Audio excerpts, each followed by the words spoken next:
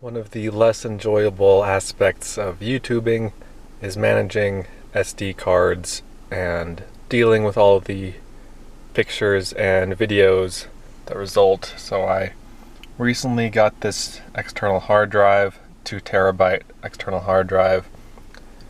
I have, I think, 3 SD cards with me on this trip, and I have probably half a dozen more at home. Transferring files takes a long time to copy everything over.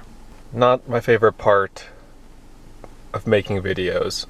So I was driving along the highway and I saw a sign for a historical marker, and it said Charbonneau Grave Historic Site, and I thought, where do I know that name? And I couldn't remember, and so I turned, and it said it was a few miles down the road, so I drove a few miles down the road, and I'm at the spot now. I'm at the grave site now, and now I remember how I know that name, so let's go check it out. So you can pause and read this if you want to read the whole thing, but in short, Jean-Baptiste Charbonneau was the youngest son of Sacagawea and the youngest member of the Lewis and Clark expedition. He was born to Sacagawea and one of the guys there, Toussaint Charbonneau. And the kid, Jean-Baptiste Charbonneau, the one who's buried here, he lived as a mountain man and as a guide and as a gold miner, and he was traveling from California to Montana when he was here and he contracted pneumonia and he died. It's interesting that people still put stuff on the grave. I wonder if that's done by his descendants? Or just people interested in American history? Oh, man, this would be a horrible place to die. This is remote today in 1866. This is out there. Got a herd of pronghorn here I almost ran over.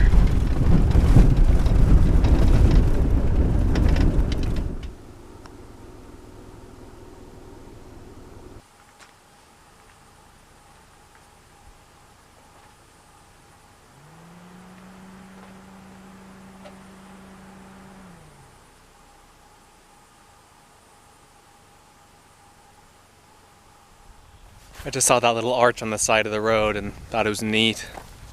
Alright, so I'm at the start of Leslie Gulch. This is the first main area that was on my list of places to see today. It looks pretty spectacular in the pictures that I've seen online, so I'm pretty excited for this drive. It's about 7.5 or 8 miles from here to the Owyhee River, or actually to Owyhee Reservoir, where I might put my kayak in, depending on how I feel and what the water looks like.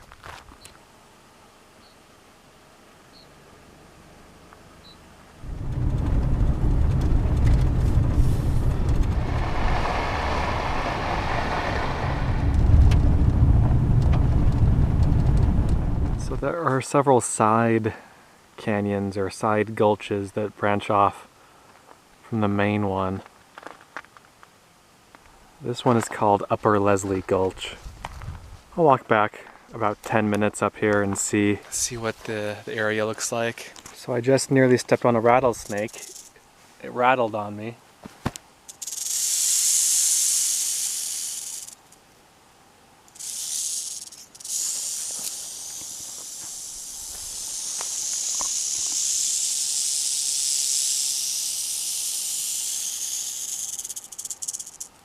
It's funny, I was just thinking to myself, I wonder how many rattlesnakes I've passed. You know, I've encountered a lot of snakes over the years, lots of rattlesnakes and other kinds, and they just want to be left alone, you know? They're not evil and out to get you. It's also been my experience that the people who are most scared of snakes and bears and mountain lions and scorpions are the people who haven't had many encounters with snakes or bears or mountain lions or scorpions. The gulch here is getting pretty thick with grass and stuff. I'm gonna turn around. I've been hiking for about 7 minutes now.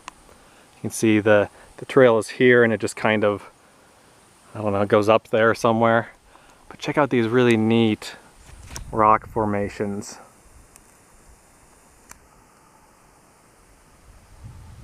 Aren't those cool? Gonna head back down the canyon and hopefully not step on rattlesnakes or other potentially dangerous animals. This area is definitely reminiscent of Smith Rock State Park in Central Oregon, and the rock is the same kind of stuff. It's called tuff or volcanic tuff. It is basically compacted ash from a volcano. So I think this is the campground. I think it's a free campground. There's a shade structure at each site, and a picnic table. There's a toilet here, and there's no one camped here. There are a lot of fire restrictions in place right now, and you can understand why. I mean, this place is, I mean, look at this stuff. This is ideal fuel for a fire. All right, I'm at the lake, Lake Owyhee, created by damming the Owyhee River here. And this is what it looks like.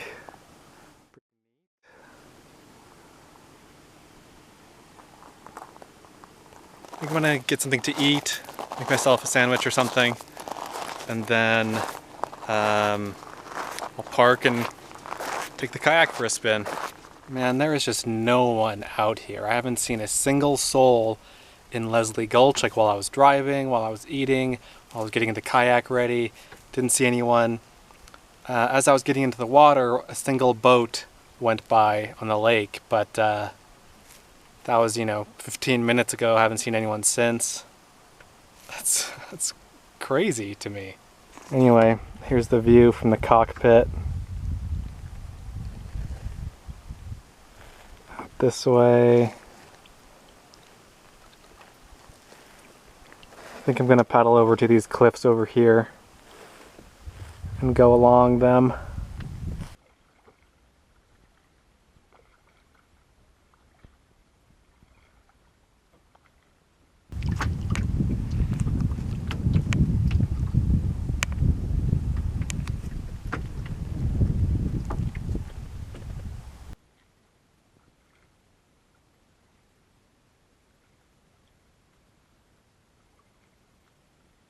Been out on the water for about 45 minutes. I think I'm gonna head back in. It'll probably take me another 10 or 15 minutes to get back to where I left from. So I've been out on the water for about an hour. It's very nice out here. It's very peaceful, very hot, not much wind, but there's water all around me, so if I really got that hot, I could just jump in the water.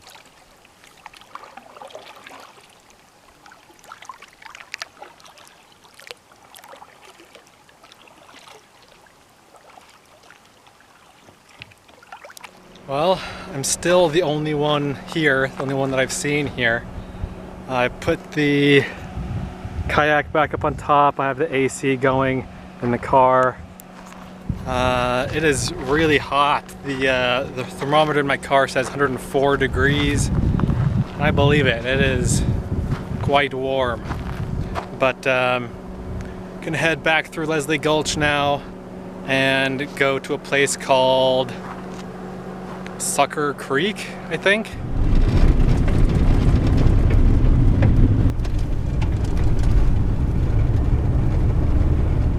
So I'm at the start of Succor Creek, the Succor Creek area. That's sucker like nourish, not sucker like there's one born every minute. S-U-C-C-O-R. But man, check out this beautiful gorge. The stream down there, I imagine that's Succor Creek.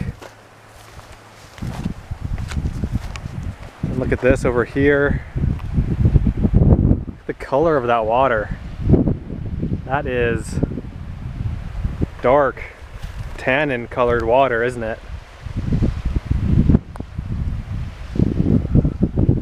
Let's keep driving and see what we can find.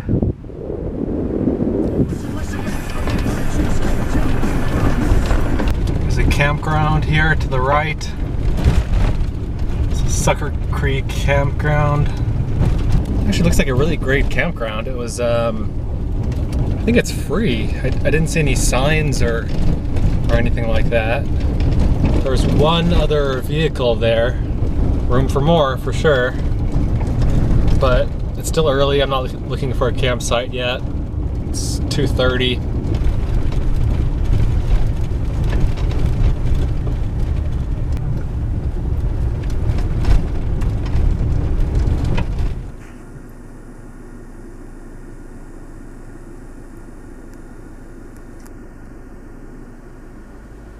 So in addition to the campground, there are dispersed sites throughout the canyon here.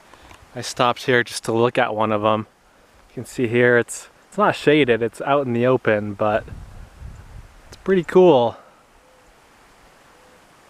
And then the stream, or the creek, is right here.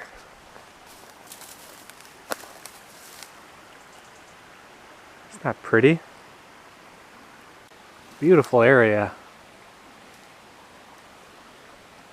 Beautiful except for one thing. Let me show you. Check this out. Can you believe that? What morons did this? I'm gonna take out some of the trash, but there's other stuff in there that I don't want to touch. The sad thing about this, about people trashing the area like this, is that our kids aren't going to be able to camp in wild places like this. If people keep trashing it, they're only going to be able to camp in designated campgrounds. That's when more regulations are put into place regarding where you can drive. It's just in everyone's best interest to keep the place nice. If you don't want the government interfering much in your lands, then that's what you have to do.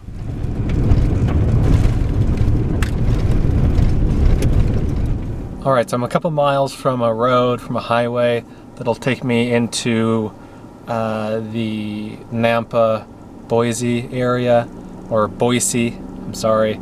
Locals say it with an S, not a Z, Boise. But there's a waterfall I want to go to. Anyway, I'm just a couple miles from Idaho, and so I thought I'd stop and give kind of a coda or an epilogue to these last few days or several days here in Oregon. It's been really fun.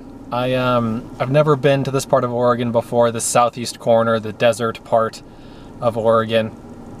You know, I've been to Portland, I've driven the coast, I've been to Crater Lake, I've been to Bend.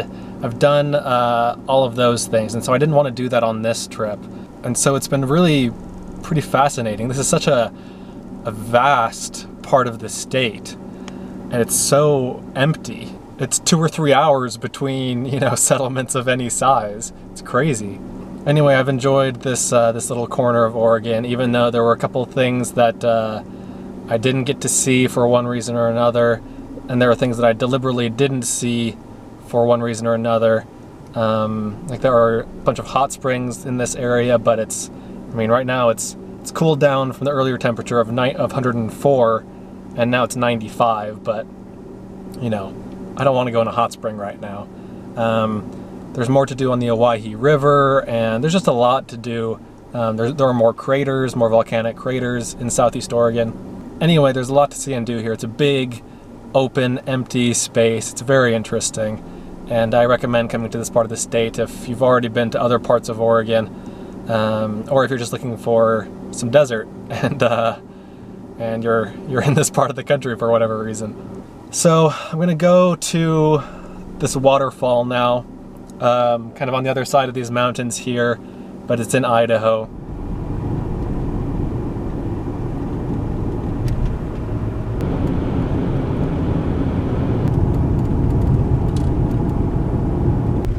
we go, approaching Jump Creek Recreation Site.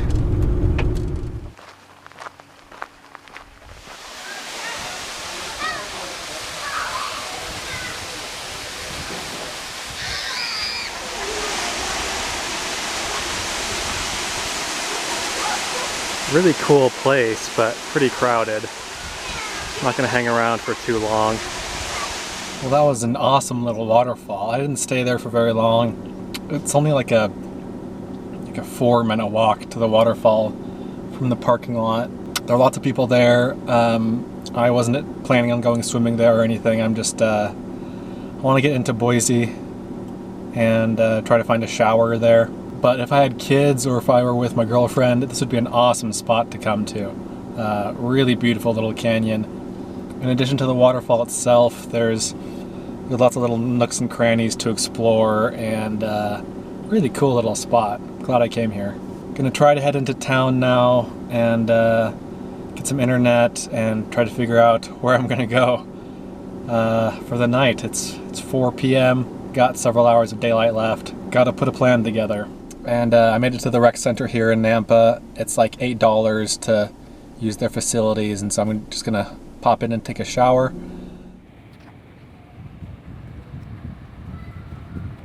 Alright, I'm clean and washed and it feels so good. A little bit pricey at $8 for the shower, but totally worth it. It's almost 6 o'clock now. I'm gonna go to Celebration Park, which is an archaeological park along the Snake River, a little bit south of here, about half an hour south of here. There are petroglyphs on boulders and things like that, so definitely up my alley. And then I think I know where I can camp on some BLM land after that, but we'll see. Here is the Snake River.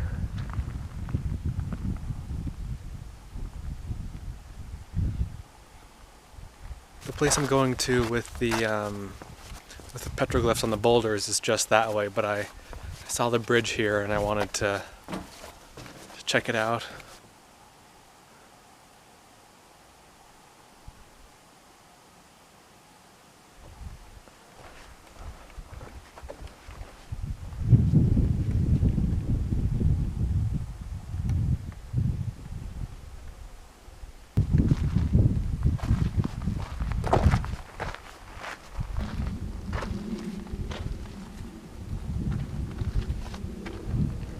So the sign back there said that the petroglyphs are between 100 and 10,000 years old, and that all of these boulders were left here by a flood. I think they called it the Bonneville flood, which they said was the second largest flood in geologic history. There's no one trail going through these boulders. It's just a network, a maze of braided trails. And so I'm not quite sure where I'm going, but I have seen some petroglyphs. Let's try going this way. Just look at all of these boulders.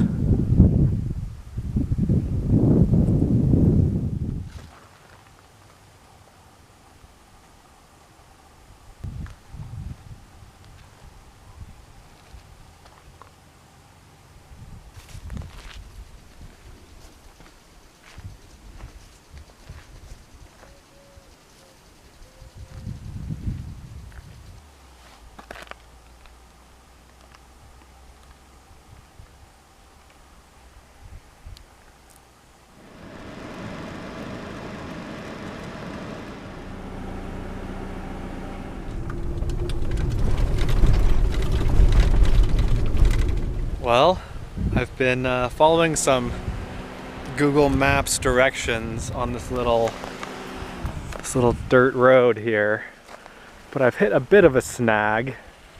There's like I don't even know what to call this. There's like an impasse of tumbleweeds, I guess. It's just bizarre. I was hoping to camp up on top of this little hill here, near this little hill here, but I'm not gonna be going through this. Isn't this a bizarre area? Idaho is a very strange place to me. Southern Idaho is a very strange place to me. It's so... there's so many farms, and then just like whatever this is, I don't know, just this golden, I don't know what to call this plateau of golden tumbleweeds. I forgot to mention earlier, when I came into Idaho from the Oregon border, there was a watercraft inspection station. So I stopped there and they looked at my kayak to make sure there weren't any invasive species on it or whatever. And then I kept driving, and then a cop pulled me over, and he was like, "Why didn't you stop back there at the watercraft inspection station?" I was like, "I did." He's like, "Oh, okay, have a good day." Whatever happened to innocent till proven guilty? Anyway, let's turn around and drive around a bit and see what we can find further over this way. Well, I found a pretty awesome place to camp. So there's the car, and then here's the Snake River Canyon down here. How awesome is this? It is unreal.